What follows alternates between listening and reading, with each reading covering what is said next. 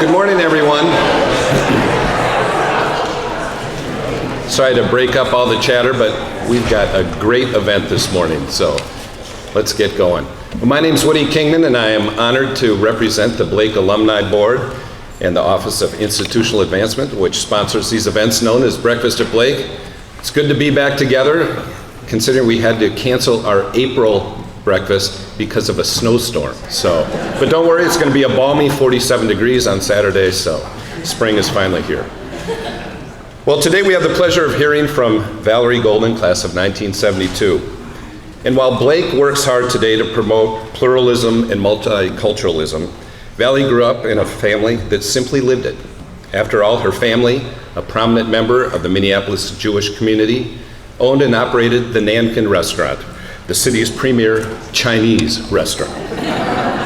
Upon graduating from Northrop, Valerie earned her undergraduate degree at Stanford and a law degree at the University of Denver. From there, she moved on to Washington, D.C., where she worked in the Securities and Exchange Commission and also entered private practice. Right up until another Blake friend and graduate, Tom Borman, who had just been appointed Minnesota Commerce Commissioner by Governor Perpich, asked Valerie to be his deputy commissioner, and she moved back to Minnesota.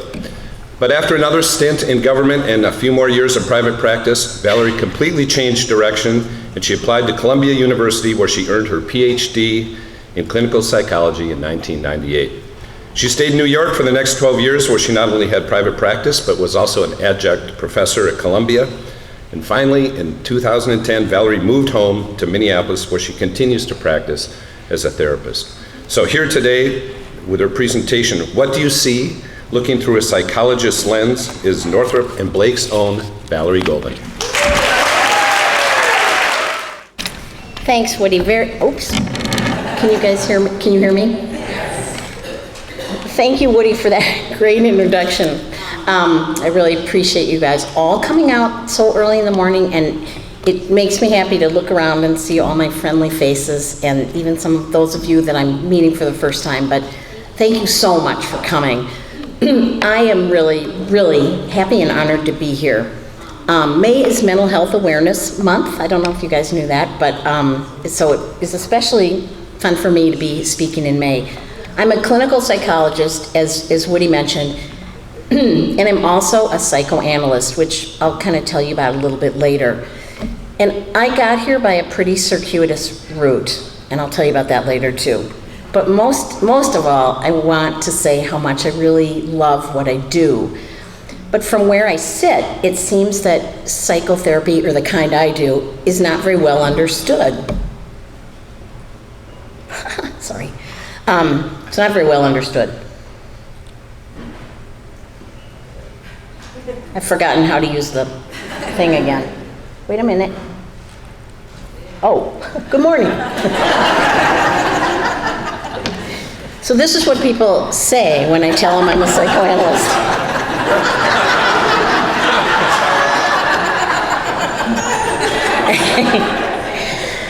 So it's not well understood. And this is true, despite the fact that it's more cost effective than many alternatives.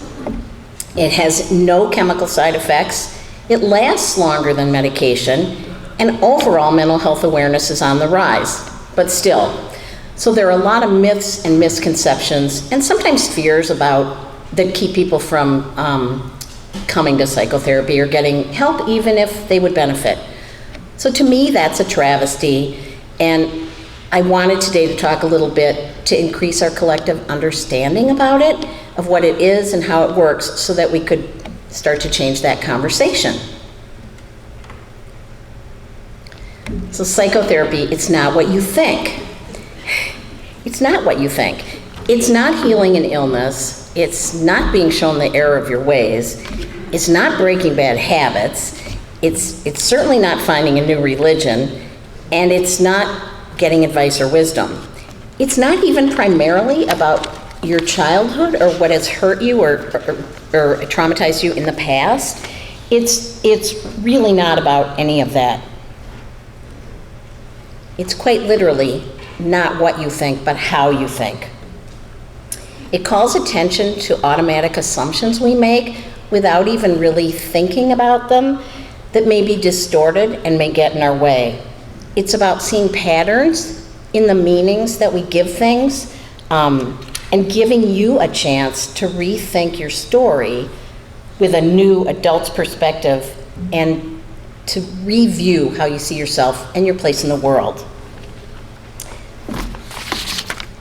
That said, there are literally thousands, of which this is, this is just a few, but there are literally thousands of different kinds of therapies.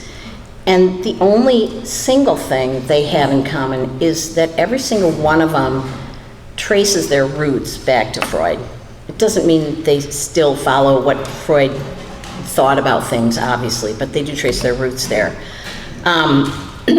So first off, I want to explain that the kind of therapy that I do, that I practice, and the kind I'm going to talk about today is the kind that's generally referred to as psychoanalytic psychotherapy. And it's also called psychodynamic or insight-oriented or psychoanalytic. They're kind of synonymous. It's the classic kind of therapy where you talk and another person listens and asks questions and reflects with you on what's been said. So I want you to understand it and how it works. So I'm going to start with some widely held misconceptions and myths. So the first one is that psychoanalytic is synonymous with Freudian. And no one today is a Freudian, no one, because it would be as if nothing has happened in the 100 years since Freud was practicing. And obviously their psychoanalytic thinking has evolved radically, and there have been sea changes in theory and practice. So to equate psychoanalytic with Freudian would literally be equivalent to asking a scientist if he followed Copernicus, or a physicist if he followed Newton, or she. So really what distinguishes psychoanalytic theory from other kinds, the two hallmarks, are just this, that we have an unconscious and that our past is active in our present. That's really what sets it apart from all other therapies, really. And that those two premises do originate with Freud. So, clearly I made too many pages here. Okay, so essentially, psychodynamic therapy involves examining those aspects of ourselves that are not really known, especially not known to us. And I'll tell you that no one has ever walked into my office, ever, without having first tried to think through whatever is of concern to them. But they come because they can't think it through. And the reason they can't think it through by themselves is just really because a lot of ourselves are not known to us. Another huge misconception that there's no scientific basis that this kind of therapy works, which is actually not true. Research in this field has demonstrated not only that it works, but it works really well, and it lasts much longer than other kinds of therapy do. So I'm going to dig into this just a little bit, so bear with me. My talk today is not going to be super data heavy, but this stuff I think is actually really interesting. So if you don't mind, I'm going to do some numbers, run them by you. So for those of you who speak research, and if you don't, I'll come back to you.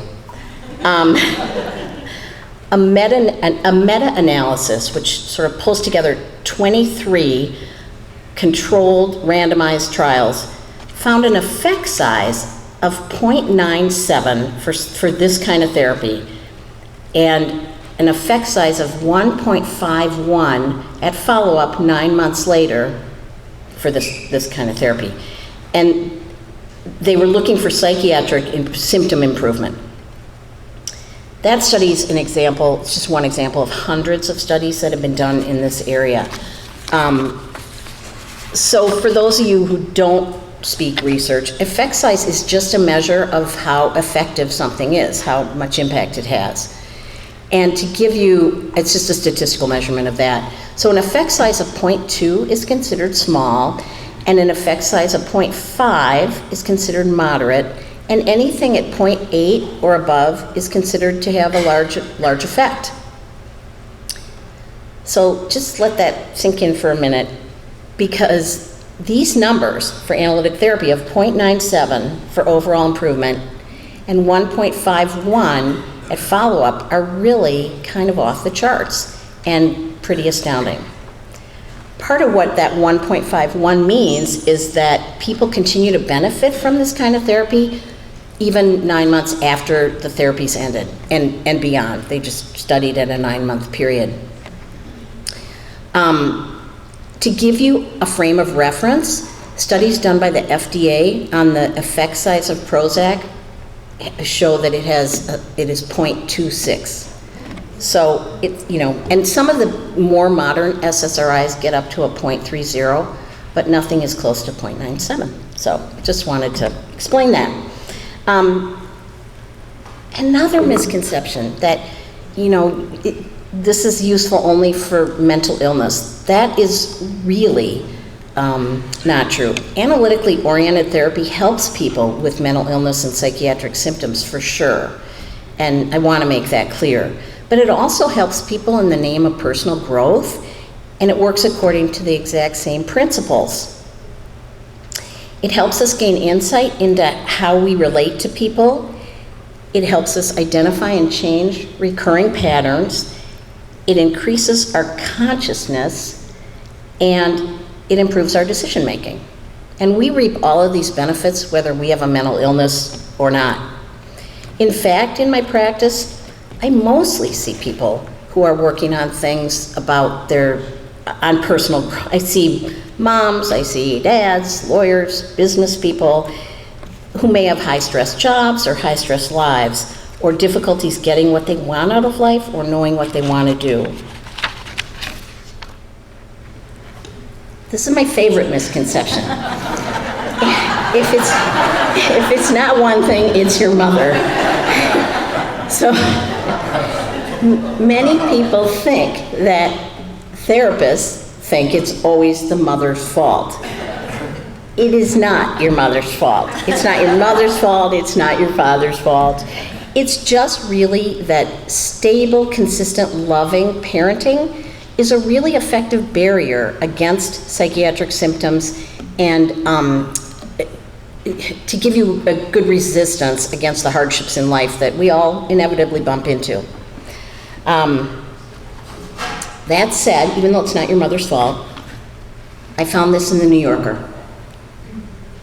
It says, "Don't you think, doctor, in view of my marked improvement, I might resume my affection for my mother?" So yes, you can. And then I lumped together some of the kind of common fears people often have, like whether your therapist likes you, or whether you even have a reason to feel bad, or if you're the only one in the world like this. And there are a million of these kind of fears that keep people from coming. And that makes me really sad, because they would benefit, and of course, these are unfounded. So let me tell you a little bit about me, that Woody told you a lot. Hold on a second. Oh, the human brain is awesome. It functions 24 hours a day from the moment we're born, and only stops when we take an exam or fall in love.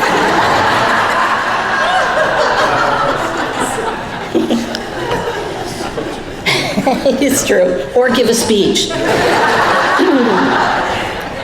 So I got a great education at what was then Northrop, now Blake Schools, and I'm really always grateful for that. I think it set me up certainly well for college and well for life. But most important of all, I made lifelong friendships here that have meant the world to me, many of whom are in this room today, and some of whom even came from great distances to be here, like my friend Alice Kaplan and Margie Corwin, who came from New Haven and DC respectively. And my cousin Beth Golden is also here from out of town.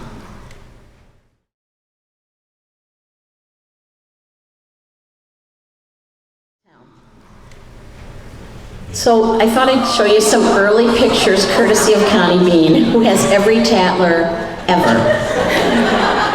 So this is where I started to learn to ask questions and wonder what other people were thinking.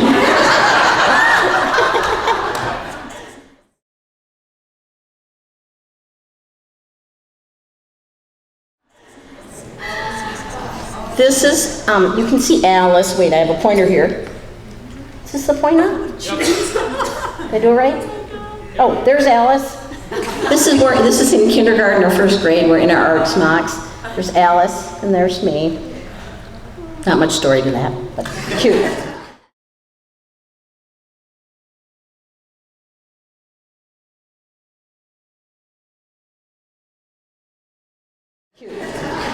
This is a third grade picture, and again, you can see I'm there.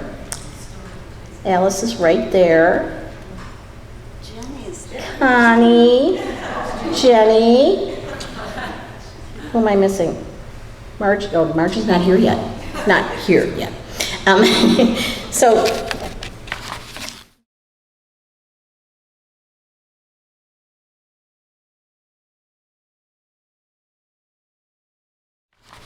This, I think, is 5th or 6th grade, and again, where am I? I'm here. Margie, cute little Margie Corwin. There's, well, Alice is here. We can't miss Alice. Alice is there. Jenny's here. Am I missing anybody? Where's Connie? Connie, were you not there that day? You're not? Just behind me. Hi, Connie. Okay, thank you. So Woody has really told you pretty much.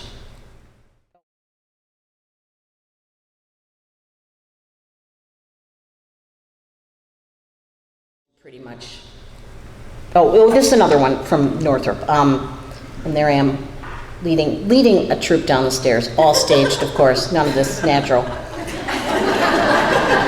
So I get asked a lot about referrals and how to choose a therapist. And the one thing I would say to people, that it is really vitally important to be discerning about the person you choose to work with, because the single most important factor in any therapy being effective is the relationship that's built between the doctor and the patient.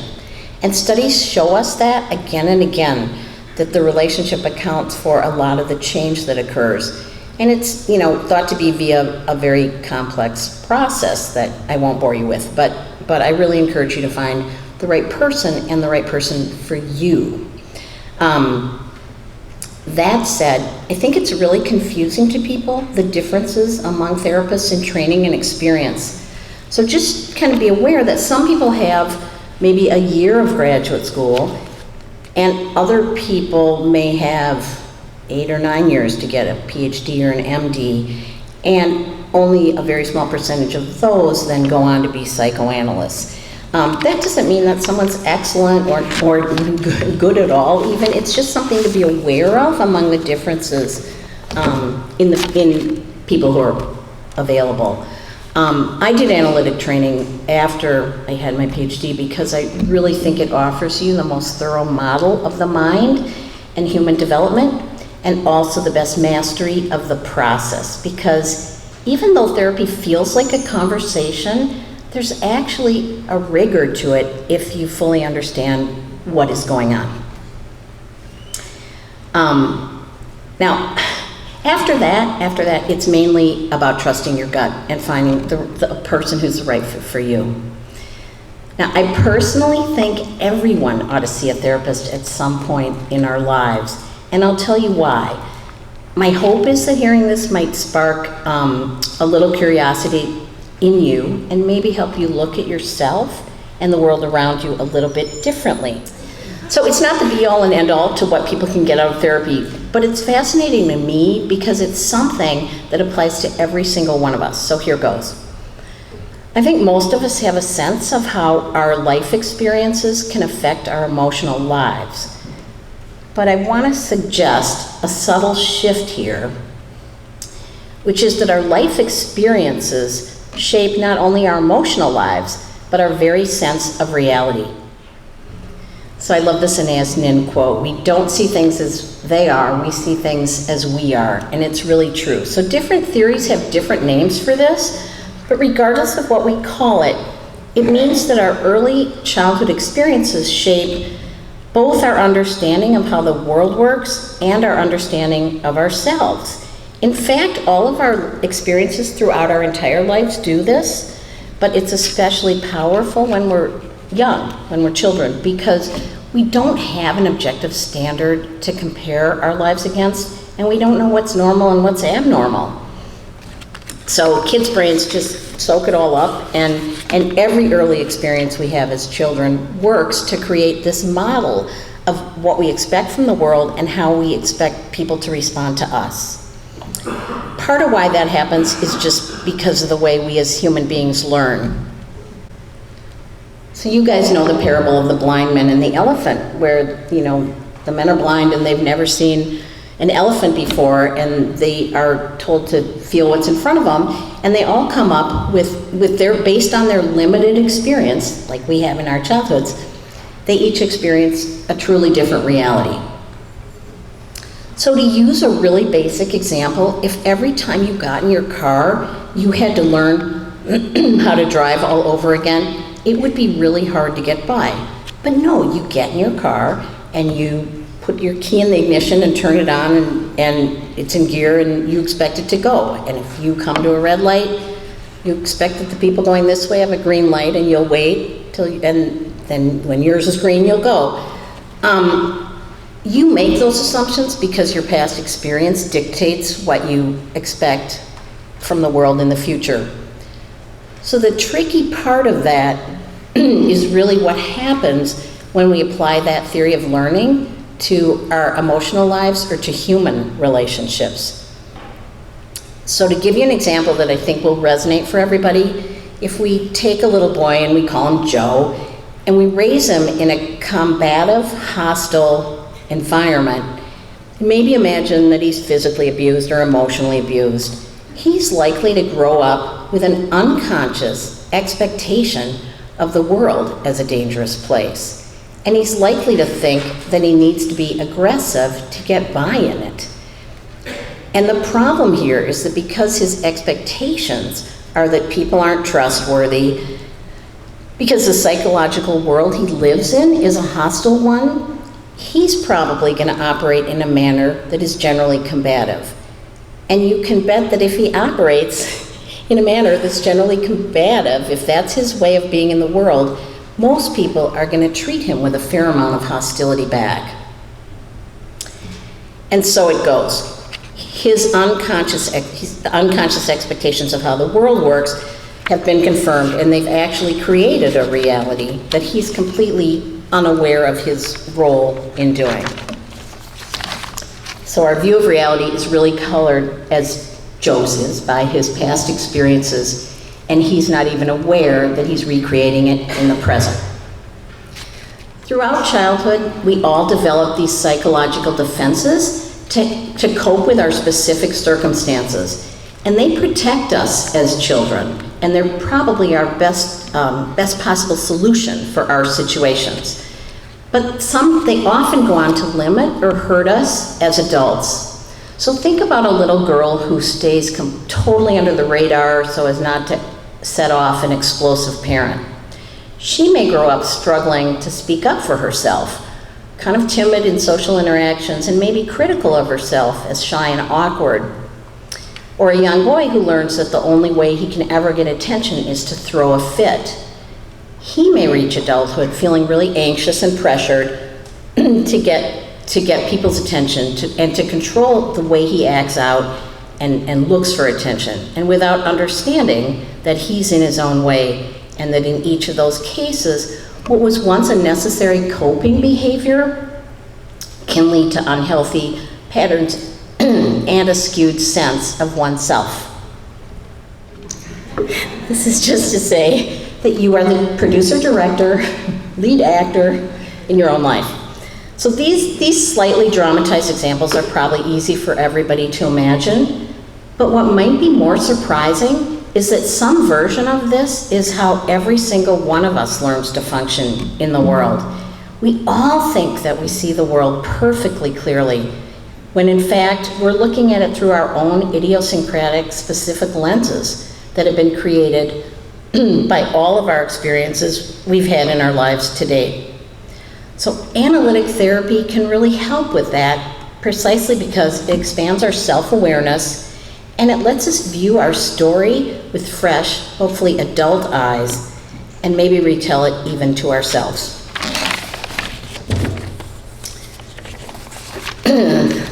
The unconscious beliefs and expectations we have about the world can be very subtle.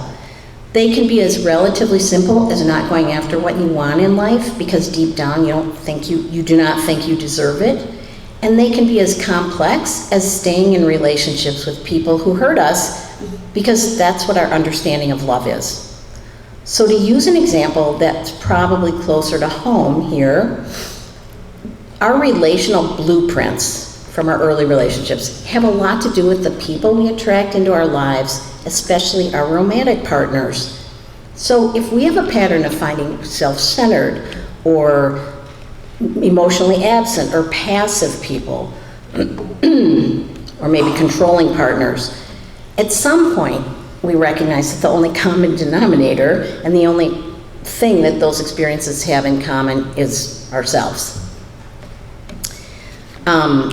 And often it's often true that those patterns we have in relationships are somehow linked to how we were loved as children, because those relationships, they stay with us even when we're not linking it up. So often in couples there will be one person who is more worried about losing their partner and fearing abandonment and seeking closeness, and then there's often the other partner is more worried about being swallowed up and suffocated by the closeness and fears losing himself or herself. And it's often linked to our past and how we were loved in our families, how we related in our families. So you put them all together and they create the very fabric of our individual universes. And this is why I think we can all benefit from some therapy. It's also the reason you can't just do this by talking to friends. What a trained therapist does, among other things, is help us explore the role that we play in our own lives. Because if you can't see that role you're playing in your circumstances, you really are powerless to change it. My classmate Socrates said, "The unexamined life is not worth living." So this kind of therapy really does carry a deep respect for the human condition. And it isn't about sickness versus health. It's really about expanding our self-awareness and our consciousness. And it certainly isn't a sign of weakness, but it's actually a sign of great strength because it takes courage to look at the parts of ourselves we'd rather avoid. And change is hard. So for anyone who's experiencing, for sure, if anyone experiencing psychiatric symptoms, this therapy can help. And I want to make that really clear. But even if you're not, the aims of psychoanalytic therapy don't stop there, because psychological health isn't defined by the absence of symptoms, it's really defined by the presence of inner resources that help us lead more fulfilling, satisfying lives. So I hope I've said something that will make it easier for you to get help if you want it in the face of struggling with something, and I hope I've dispelled some myths so that we can change that conversation. Because I think we owe it to ourselves to explore our inner worlds. It really is where we live in here, and take control of our lives. Therapy is essentially getting a graduate education in yourself. And I believe that with every fiber of my being. And I believe you are someone it is worth you getting to know. Thank you for having me.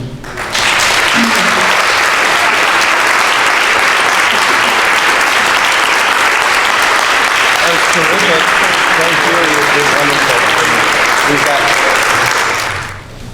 Good morning. Hi. Thanks for being here. What's your view of Alcoholics Anonymous? Oh, that's a big question. Okay, I think Alcoholics Anonymous does help a lot of people, but it also puts a lot of people off. And for whatever reasons, the world of therapy has kind of separated, or the mental health world, the field, has separated from alcohol treatment. It's really done by a separate set of counselors, often people who've been through alcohol treatment or substance abuse treatment. And that's too bad. A lot of therapists won't see people until they've been sober for a certain period of time, when in fact it can be helpful for them to have this kind of therapy at the same time. I don't have that rule, but some people do. I think Alcoholics Anonymous is great for some and not so great for other people. And I think alcoholism is a really complex problem that we don't have a very good handle on. Does that answer your question, kind of? Okay. I was wondering if you ever get bored when you're listening to people. So that's a great question. Thank you, Connie. The question is if I sometimes get bored with people. You know, the truth is I rarely get bored with my patients and in sessions. And I worried about that a little bit when I started this line of work. I thought, what if I'm seeing people I don't really like and I have to sit and talk to them for an hour? I worried about that. The interesting thing is that rarely happens when people are honest with you about their struggles, because they're more human than not, and really almost always you can relate to that and like them. So I rarely do get bored. If I feel like we aren't connecting, then I really try to think in terms of what's going on and whether they're fully present, and maybe whether I am, but mostly I try to help them with what's the struggle in connecting, what's getting in the way, because it's a sign of something rather than somebody being boring. So thanks. Hi, Val.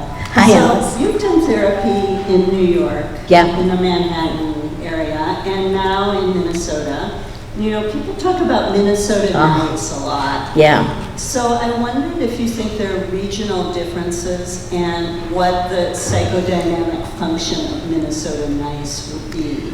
That's so interesting. Okay, it's a great question. It's about Minnesota nice, and to me, having done therapy in New York for a lot of years and trained there, and then coming to Minnesota, and whether Minnesota nice gets in the picture and what it is. So I see a lot of people who have spent time in other parts of the country or moved here from other parts of the country, and they all talk about Minnesota nice, and they talk about it being hard to move here and break into a community. I think some of that has to do with the fact that a lot of people here stay here more than maybe on the eastern seaboard, where cities are sort of closer. You can be an hour from home or for your family and still be in another city. But here that's really harder to do, and so I think a lot of people who have roots here have lifelong friends here, and that is hard for people. I think that they talk about it a lot, but I don't see a huge difference in the depression I see from someone who's lived in Minnesota versus, the depression or anxiety I saw in New York. I mean, that doesn't really make a big difference. What most people mean when they talk about Minnesota nice is a kind of passive aggressive, like, sure, let's have lunch, but I don't really mean that. And they find that to be a regional difference. I never did. Did you? Do you? I never really experienced that, so it always puzzles me. But that's what they mean. That's a great question. They talk about it. I keep hearing a lot about increased rates of anxiety and depression in teenagers right now. Do you see, or have you seen a clear link to social media, internet, etc., technology as like sort of the source? Or do you see that as a piece of the puzzle? How do we? Great question. So the question is about increased depression and anxiety, maybe anxiety, but anyway, increased anxiety among young people, and its potential relationship to social media and the pressures that arise around that.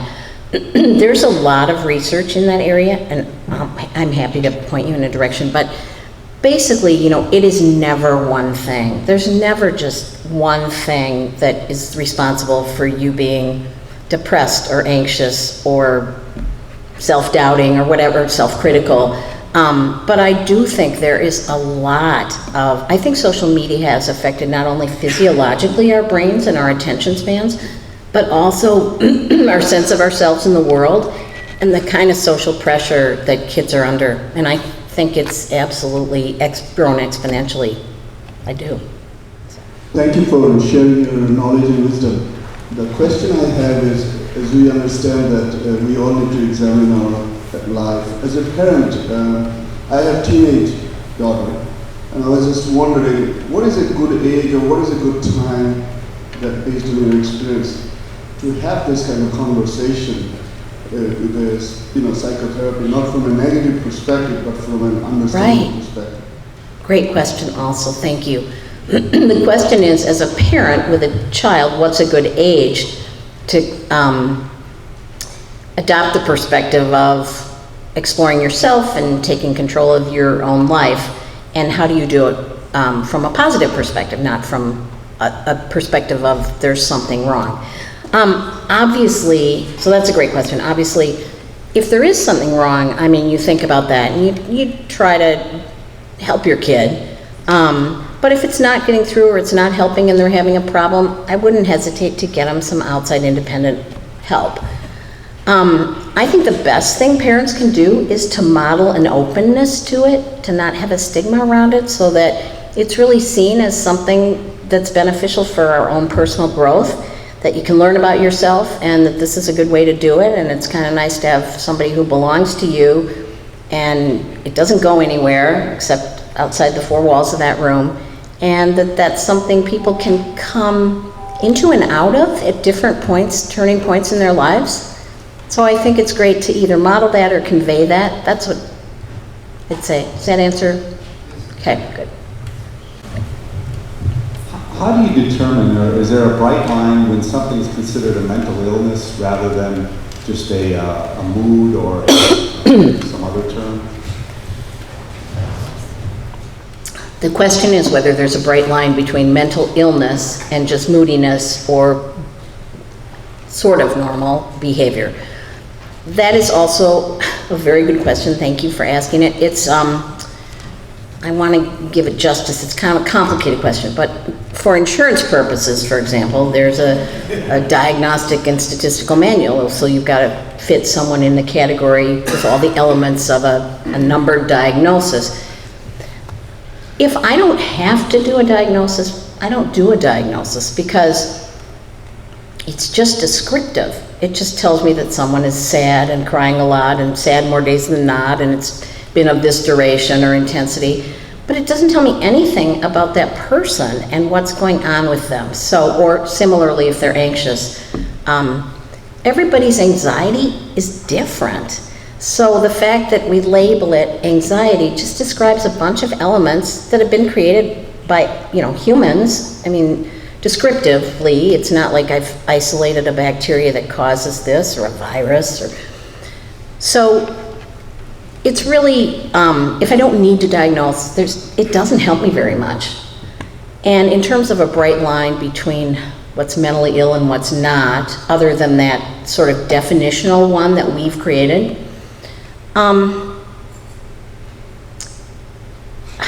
there are certain conditions that really are severe and persistent, chronic kinds of mental illness, and I don't think there's any doubt that that's a mental illness. Probably many of the people in this room don't have a mental illness, but they could have some psychiatric symptoms, for sure, myself included. But so it's not a bright line, but it's a little more complicated than that to answer, but I hope that suffices. I'm happy to talk to you about it more if you want. I have two questions. Number one, I have several friends of mine who are therapists, and they always have to finish their notes. So in my long time, I'm thinking, what the heck are they doing? Are they planning their next session? What are they doing? That's number one. And number two, I've had several experiences where friends of mine have had a bad incident with their therapist, and they've decided just not to go back. And I'm always saying, do that one last follow-up, end it on that note. So if you could speak to those two Great questions, thank you, Thanks, Sue. Okay, so the question is, what do psychotherapists put in those notes? And the second part of it was, when people have a conflict or are hurt by something their therapist has said, or they get angry at their therapist, which totally happens frequently, and they decide not to go back, what do I think about that?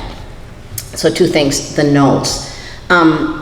There are really two kinds of notes. One are the kind of notes that you legally have to take in order for insurance to, if they want to come and look at, if your patient is using their insurance to pay for their treatment, then insurance companies have a right, although they rarely do, to come and inspect the records or to have you write a report. So the notes are really to satisfy that, and there are those kinds of notes are really about, time spent, what was discussed, how the patient is doing, or, how they come in today, what kind of affect. And those are pretty basic kinds of notes. Not everybody takes, it's in, but mostly what I put in my notes, if I take notes, and I don't take a ton of notes, but if I take notes on this session, I'm putting in the notes things that occur to me to think about later,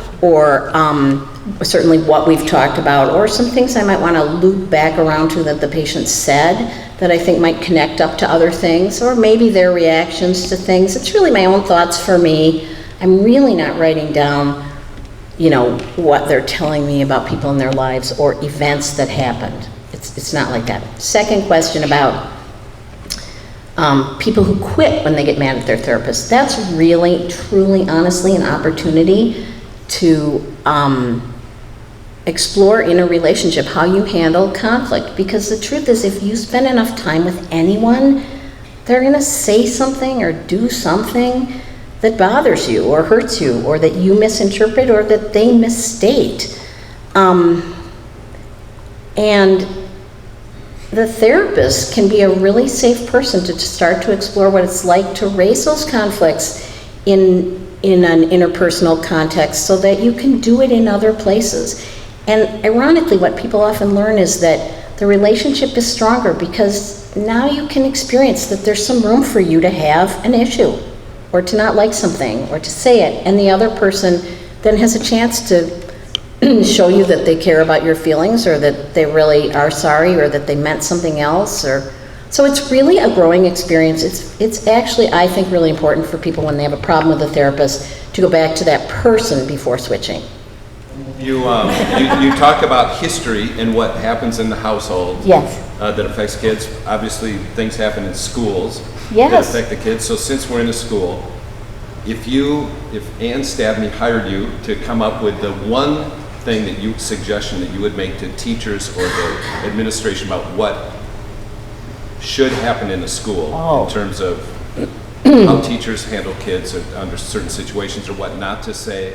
The question is about, as a school, what's the one thing that the school can be aware of with kids to help them? Because, as I've said, the experiences that shape us are not just in our families, although those are important ones, but they're just in our psychological worlds. And I think it goes back to what I had said earlier about if it's not one thing, it's your mother. It's kind of the same thing for schools. It's not ever your mother's fault. It's just that stable, consistent, loving, good parenting is a really effective buffer. And similarly, I would say with schools, that they can be sources of good feelings for kids about themselves and growth, and just about making room for kids' differences and making it safe, and and doing that in a stable, consistent way.